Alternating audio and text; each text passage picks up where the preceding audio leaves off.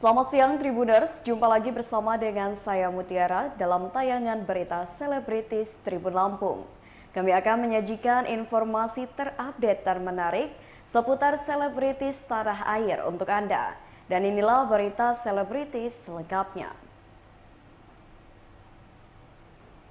Berita pertama datang dari mantan Aspri Hotman Paris, yakni Iklim Hakim, dapat dukungan dari Kementerian PPPA.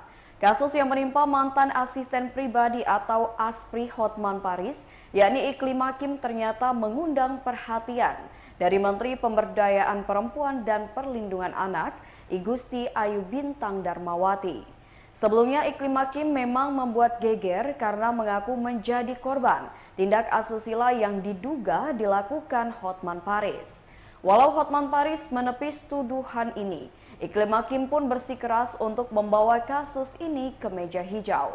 Baru-baru ini terungkap bahwa Iklim Hakim mendapatkan dukungan dari Menteri dan Kementerian PPPA Igusti Ayu Bintang Darmawati. Bersama tim kuasa hukumnya, Iklim Hakim pun menyambangi Kementerian PPPA untuk memberikan keterangan. Dalam keterangannya, Iklim Hakim menjelaskan secara runtut tentang tindak asusila yang diduga dilakukan oleh mantan atasannya itu, yakni Hotman Paris Hutapea.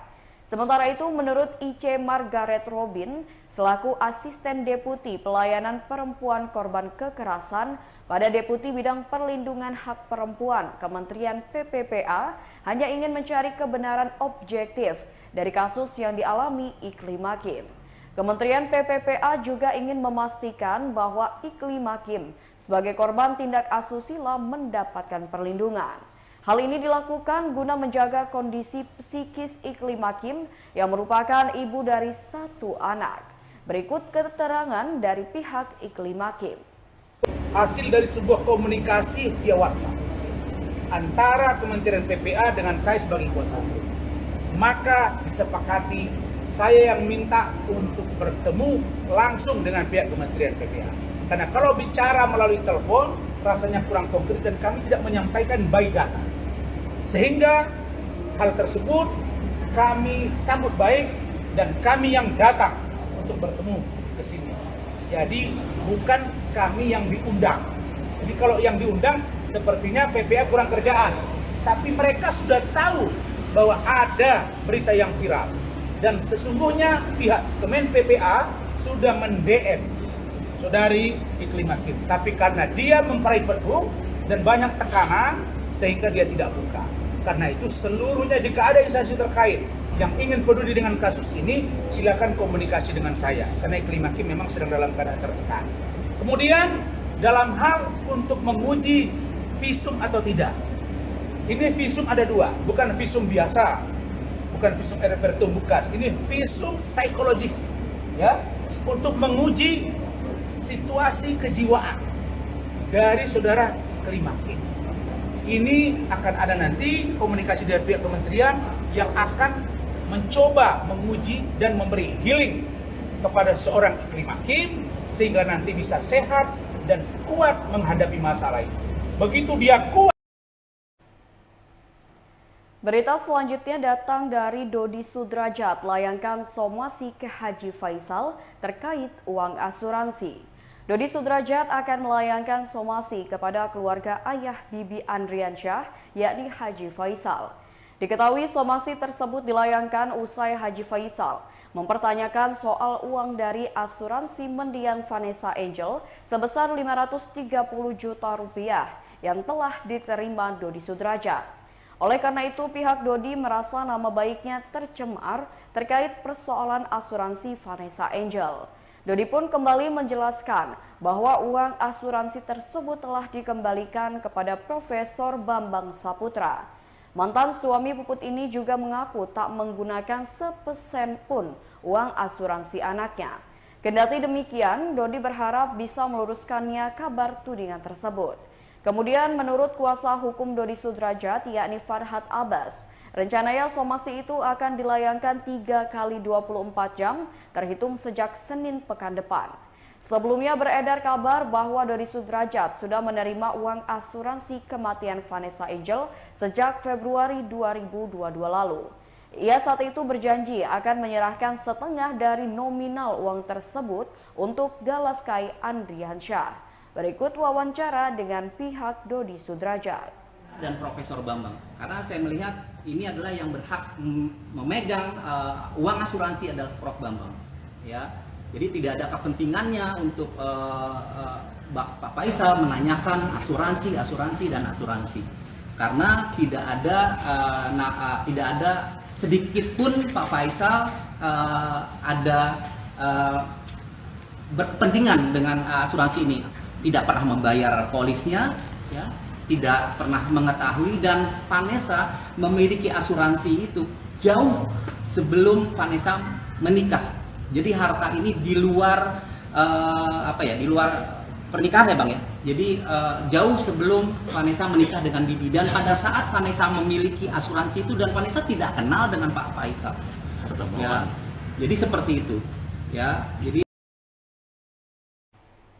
berita selanjutnya, akan melawan Dinar Kendi, Nikita Mirzani dapat dukungan kekasih. Nikita Mirzani akan bertarung tinju melawan Dinar Kendi dalam acara pertunjukan olahraga.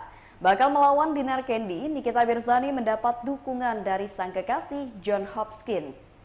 Kekasih Nikita Mirzani kerap membagikan kegiatan sang pacar ketika berlatih tinju.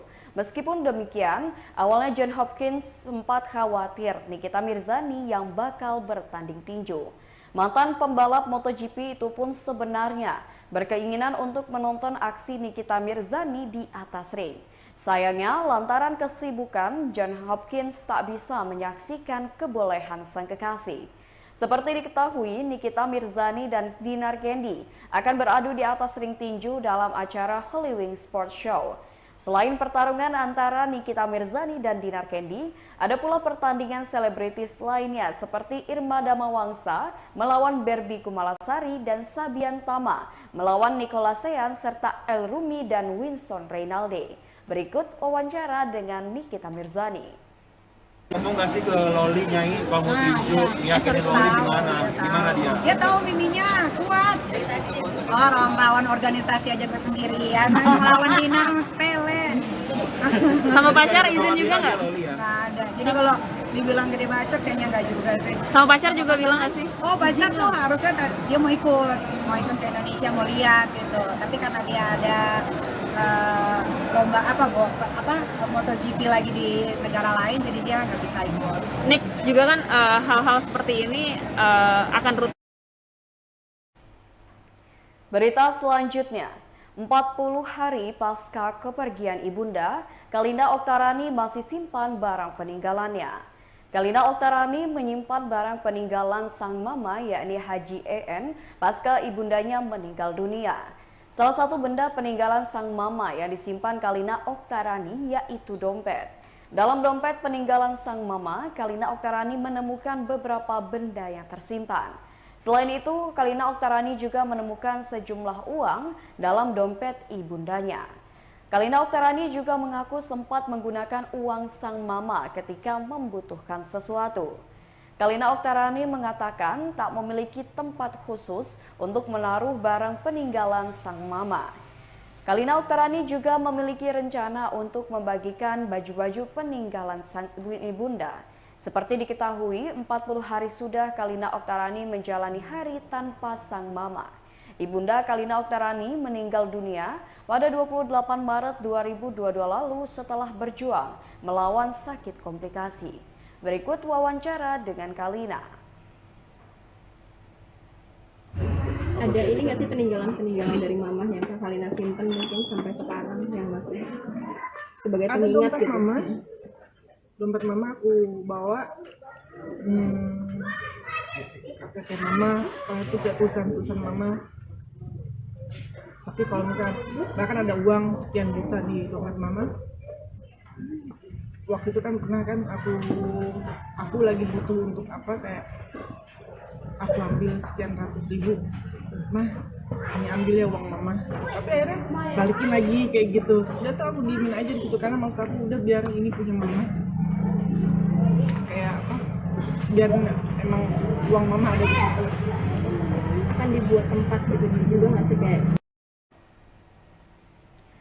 Berita selanjutnya datang dari aktor tampan Rizky Nazar. Siapkan fisik dan latihan bela diri demi peran dalam film terbarunya. Rizky Nazar didapuk menjadi tokoh pewayangan Gatot Kaca dalam film Satria Dewa Gatot Kaca. Jalani peran dalam film bergenre laga menjadi sebuah pengalaman baru untuk Rizky Nazar. Sebab sebelumnya Rizky Nazar sempat melewatkan kesempatan untuk berlaga di sebuah film. Bukan sebentar untuk Rizky Nazar mempersiapkan fisik dan latihan bela diri. Walau dirasa berat, tetapi kekasih Syifa Haju ini tetap semangat demi memberi akting terbaiknya. Film besutan Hanung Bramantyo ini juga diperankan oleh Jasmine Nepper, Omar Daniel, Yayan Ruhian, Cecep Arif Rahman, dan masih banyak lagi. Berikut wawancara dengan Rizky Nazar. Jangan sih, karena ini film action pertama dan ceritanya si karakter aku juga emang dia bisa bela diri, jadi aku mempersiapkannya cukup lama karena sebelumnya aku nggak pernah ngambil action walaupun ada tawaran, tapi aku belum pernah ngambil karena waktu itu aku ada cedera di kaki, jadi aku kayak aku nggak pede untuk ngambil film action. Tapi ketika dapat tawaran Gatot Kaca, wah ini kayaknya kesempatan yang nggak datang 2 kali, makanya wah pilih. Habis itu akhirnya gue mulai persiapan fisik yang pasti karena gue untuk mencukupi kekurangan gue, sampai habis itu ada juga latihan koreo dan segala macam. Wah itu panjang sih karena waktu itu banyak juga ada gerakan-gerakan yang harus dibentuk karena emang ceritanya si Yuda ini bisa bela diri, jadi kan ya nggak mungkin seminggu 2 minggu kan ngebentuknya kan, harus berbulan-bulan, jadi itu yang dilatih terus ya. Baiklah Tribuners, itulah berita selebritis bersama dengan saya Mutiara. Jangan lupa untuk terus ikuti YouTube Tribun Lampung News Video, Facebook Tribun Lampung, Instagram @tribunlampung, dan TikTok @tribunlampung untuk informasi terupdate lainnya. Selamat siang dan sampai jumpa.